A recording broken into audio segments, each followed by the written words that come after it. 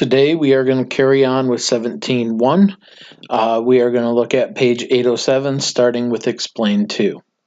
So we are going to look at writing standard form of a polynomial.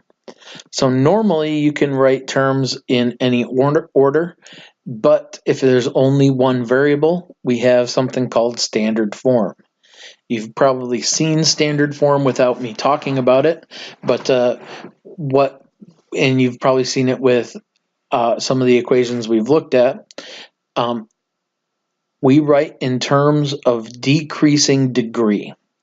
So the first one is the greatest degree, then the next, and all the way down. All right, the term that is, or the number that is in front of the first term, the coefficient, is what we call the leading coefficient. So these are two kind of definitions and terms that we need to be aware of for this section. All right, if we look at this first example, 5x to the fourth plus 4x squared plus x minus 2, it's fourth degree in standard form. It's in standard form because it goes in decreasing order, x to the fourth, then the second, then x to the first, and the number by itself last. The leading coefficient, the number that's in front of the first term, is 5. All right, it's in front of our highest degree term. So it should be fairly straightforward. We'll look at this second example. We're going to write this in standard form and then give the leading coefficient. So as we're looking at that, the square is the highest, or the cubed is the highest to the third power, then the squared, then the x, and the number by itself.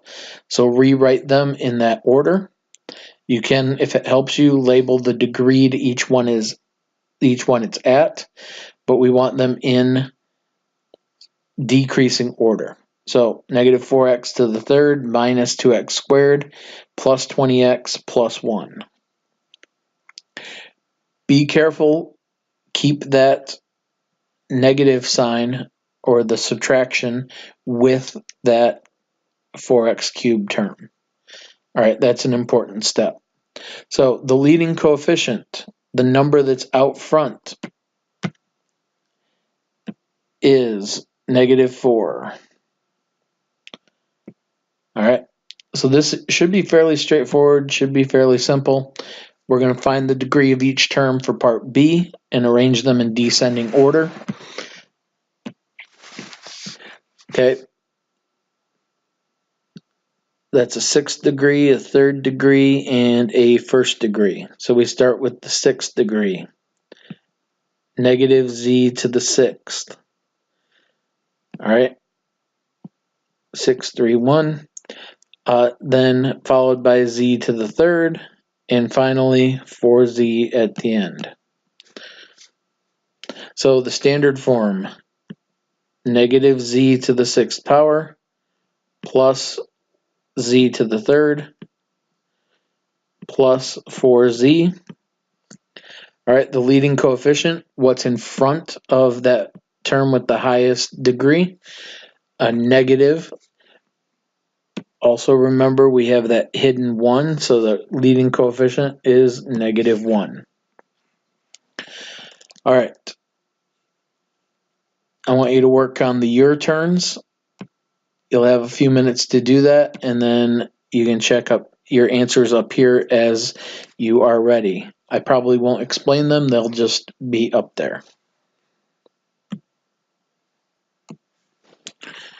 Okay, so you should be able to check your answers here. I'll give you a little bit of time to do that, and then we will move on to the next explain.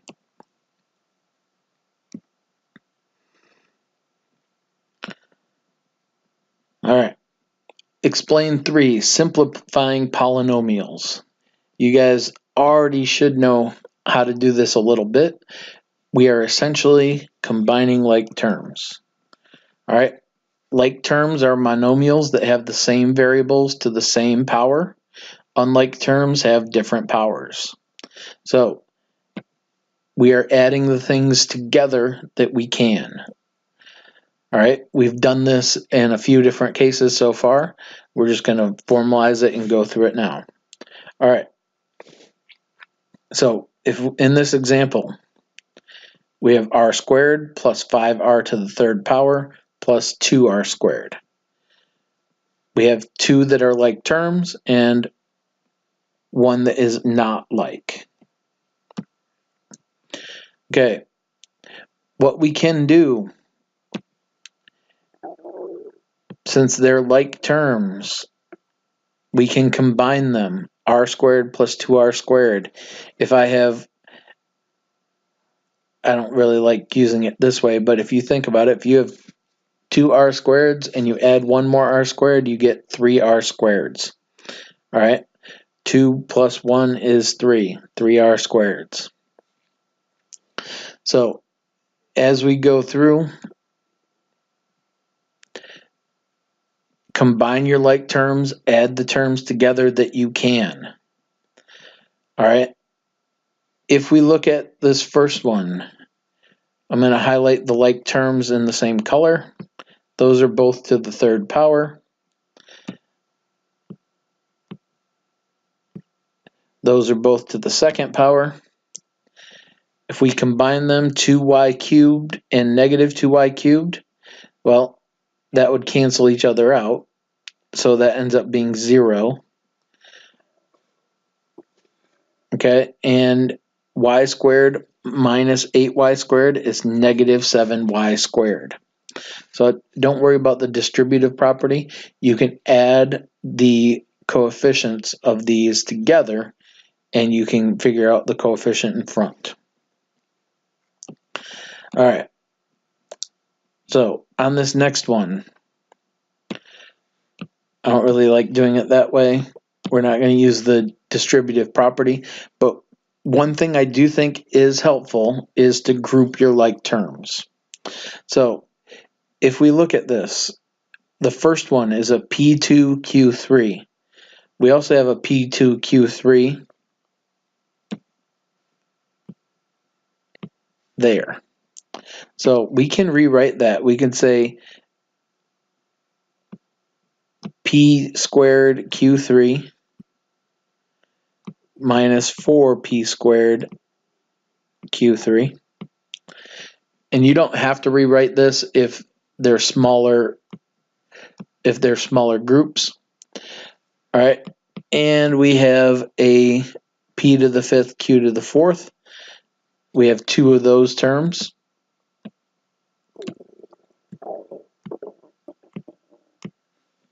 So we can group those together as well.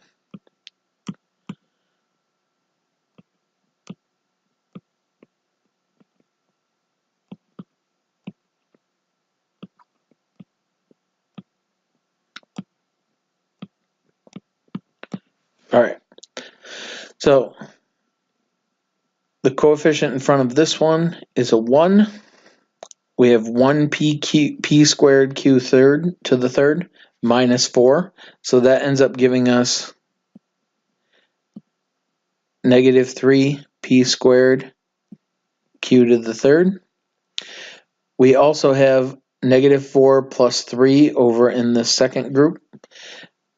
So that ends up giving us negative 1. So then it's minus p to the fifth, q to the fourth. All right, we can't simplify it any further. There's nothing left to combine that's like terms. They all have to have the same variables to the same power. So we can leave it like that.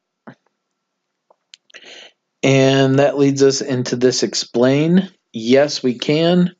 And we do not have to use this distributive property. I think the distributive property makes it a little more difficult. Just add the coefficients of like terms.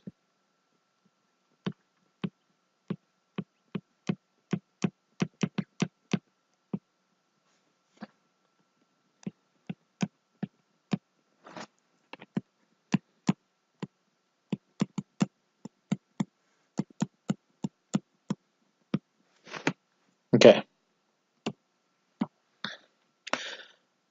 your turn. I want you to simplify these. So go ahead and work through it. Remember, on number 13, you might have to distribute first. So make sure you do that. Distribute each one of these first. All right, before you can combine your like terms. Okay, so if we highlight our terms that are like terms that have the same variables, 3p squared q squared cancels out with the minus 3p squared q squared. So those two go away. Then negative 3 plus 4, add the coefficients, we get p squared q3. And pq is all by itself, so it can stay by itself. All right. The second one, we have to distribute everything first. 3 times a plus b, 3a plus 3b. Negative 6 times b, negative 6 times c. 8 times a, and 8 times negative c. Now we can combine our like terms. I'll highlight the like terms in the same color, and then we can combine them quickly.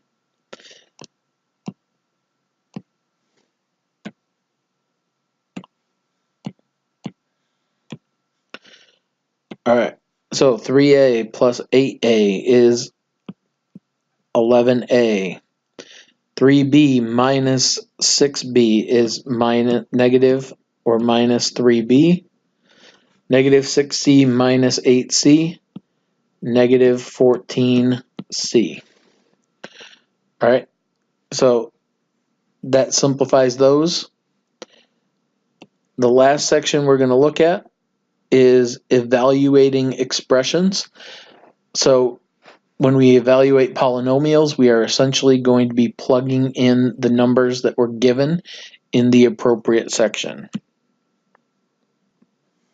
So this is going to include some real-world type of scenarios. You can look through the first one, we're looking at how long it goes through in 5 seconds. All right, so identify the key time piece.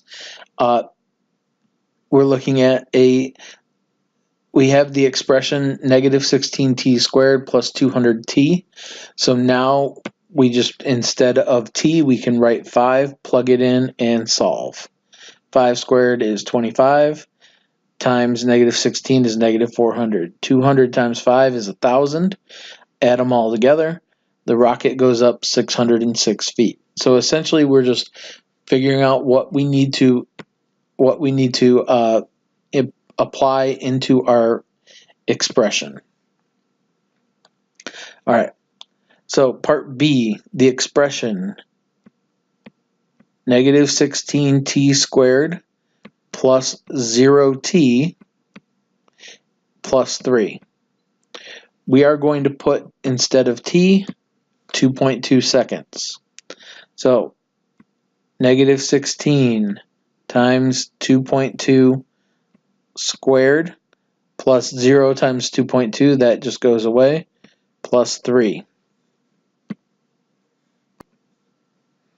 Okay, when you calculate this out, this is negative 77.44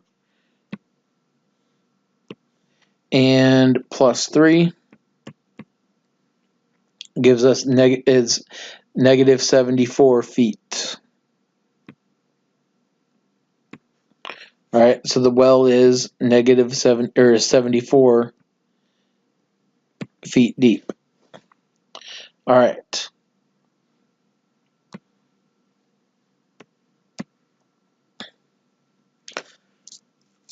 I want you to do the your turns number 15 and 16.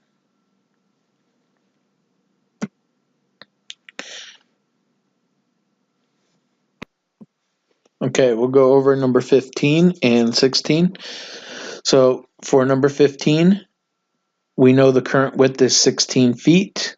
They are adding 2 feet to the width, and 2w, the length, is going to decrease by 5 feet. So if we use the second piece of the equation, 2w squared minus w minus 10. And since we know the kitchen currently is 16 feet, put 16 in for w, and then calculate it and solve it. And you should get 486. For number 16, we have the equation for how high the rocket goes. Negative 16t squared plus 200t plus 20. So it's looking at 4 seconds. So it goes up for 4 seconds, put in 4 instead of t, and then solve it. You should get 564 feet. Make sure you include units. Your assignment